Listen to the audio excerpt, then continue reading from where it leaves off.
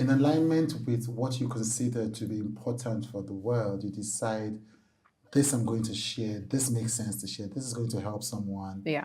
Because you did share the story about dealing with Endometriosis. I went through this struggle with Tanya as well. Endometriosis, yes. And even though you've kind of hinted at why, in this case, more specifically, did you say this will be good to share?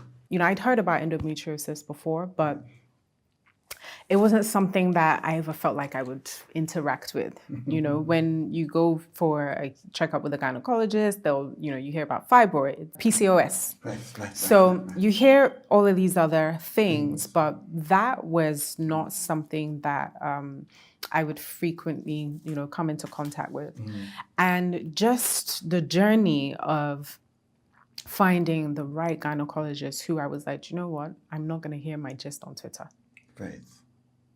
That alone, Chude.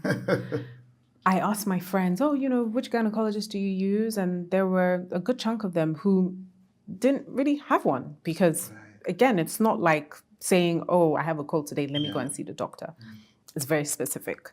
So even finding my gynecologist, I remember I did a lot of searches. Dr. Kemi was finally recommended to me. And I even went ahead and I did a Twitter search on her just to see what people were saying about her. Right. And I remember seeing one tweet where someone said, that she was so amazing and that, she just made them feel so comfortable and so safe. I was like, okay, this is someone for me to check out. If another person can watch me talk about her and not have to do half the amount of work that I had to do to just find her, then I'm comfortable with that.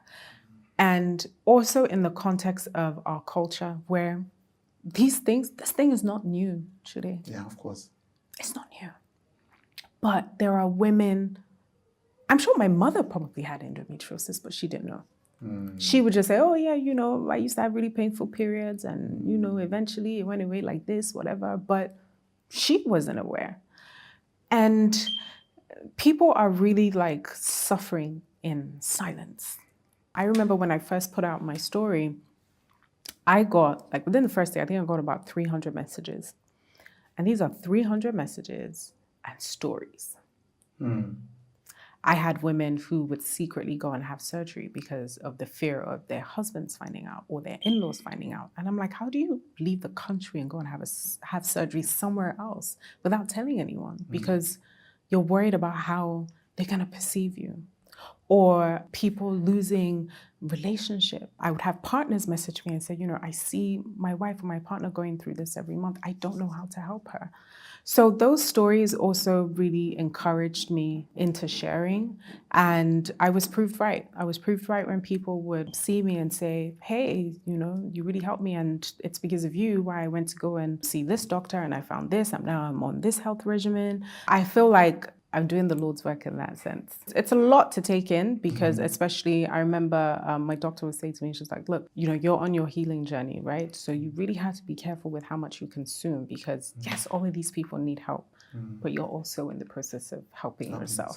Yeah. And I know you don't talk about your marriage and you don't have to, but did it help being partnered at the time that you're going through? Would it have been different? Because you had to deal with this for 20 years. Right. On some level, not knowing what it is, right? Painful periods and all of that. Did it help that you were partnered at the time? That you had somebody else intimately that you could discuss these things with. And also, there's something about friends, but with friends, you're not planning, you didn't swear any vows with friends. You didn't say we're going to do this forever. And I think that there's a sense of, a friend can come and go, right? But a partner is at least attempting. Because, marriage is its own working and working. Did that make it easier? This is somebody who is invested in it as much as I am. Yeah, of course, because, it's a village. You have to take the village mentality when it comes to dealing with something such as big as this. Right. You realize that you're going to need the therapists, the back rubber, the make me laugh person, So, it would be hard to do something like this alone. Not even just because of the physical aspect, but more so the mental and emotional aspects. Yeah. Speaking of which, just because I'm an interviewer, do you think that it's fair to us that you shared with us all these images, beautiful images from the wedding in 2018? I did not. And your friends did.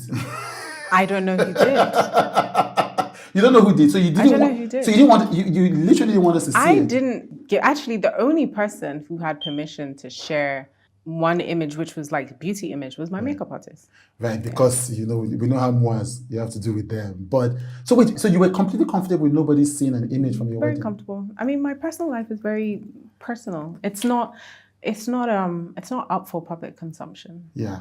Because that's not my work. That's my life. Yeah.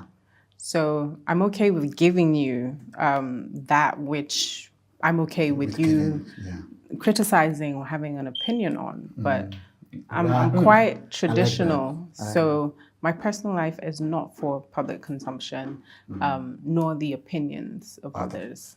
I like that. So you're comfortable sharing the things for which public opinion is necessary. Like your work, it's a movie, okay. People can criticize it. My work, my hair, my outfit, where I go, what I eat, sure. But the things that really, really matter. Again, I'm a heart person. I do have a tough exterior, but I'm a heart person. So the things that really matter, I keep them as close as possible. Right. But there was still a lot of goodwill when, there was still a lot of goodwill when we saw sneak peeks. Did it make a difference to you, the amount of goodwill that people shared? And then surprise, because again, you didn't tell anybody anything. So there was surprise, there was all of that.